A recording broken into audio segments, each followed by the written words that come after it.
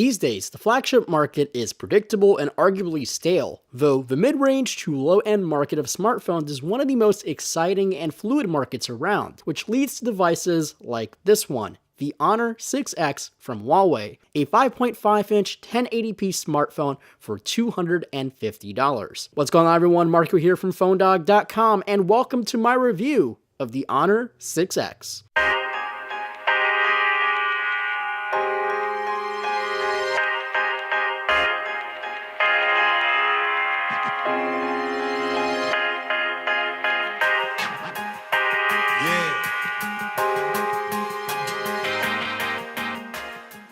The Honor 6X is the next generation from the 5X we saw last year at CES. Packed with new hardware, a slight redesign, and constructed with higher quality materials, is the 6X a worthy replacement for the 5X? Well, let's first take a look at the design. The 6X is constructed completely out of aluminum. Unlike the 5X, which is more of a hybrid of plastic and metal, the design language fits the Huawei family very well and looks very similar to the popular and more expensive Mate line of devices. At the front is a 5.5-inch 1080p display with a relatively low brightness of around 350 nits.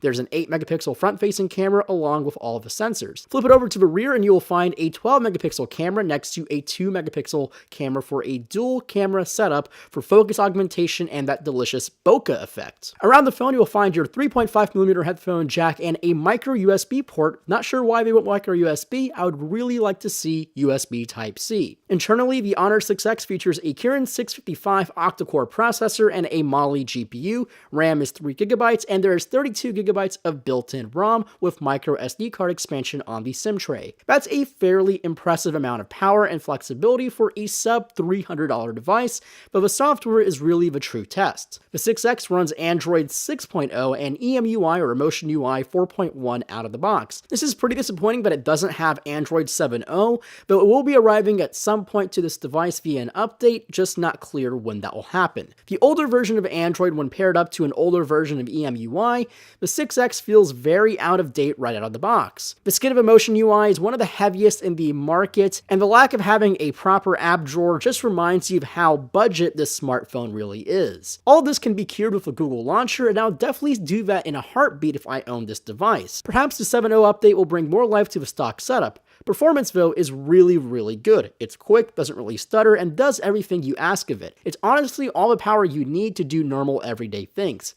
Gaming is fine, browsing is fine, doing just about anything is fine, and I never really wished I had a flagship device. Until I pressed the home button and saw that terrible UI again, but we'll gloss over that. Though one big feature of the Honor 6X is the dual camera. Taking a more HTC approach rather than the iPhone approach or even their own Mate 9 is a dual camera setup with one high megapixel sensor and another low megapixel sensor. Essentially, the 6X uses its 2-megapixel camera for depth information, which allows you to refocus later and create very creamy bokeh in your shots. Overall, it's alright. I mean, don't expect iPhone 7 Plus results in terms of image quality and bokeh quality, but it will do just fine. But when you compare it to other devices in the same price range, then this camera definitely comes up to the cream of the crop. But one big downside of the Honor 6X is video quality. Video is actually only limited to 1080p, which is a pretty big bummer for the 6X. The last thing I want to talk about is the battery. The battery is a fairly large 3,340 mAh unit, which delivers pretty good battery life, around 5.5 hours of screen on time with moderate to heavy usage, which exceeds a lot of current flagships on the market today. Overall, the Honor 6X is one fantastic device. It's built very well, it has great hardware, a decent camera, but it's let down with out-of-date and clunky software. But for $250, you can easily overlook a lot of that and see it for exactly what it is.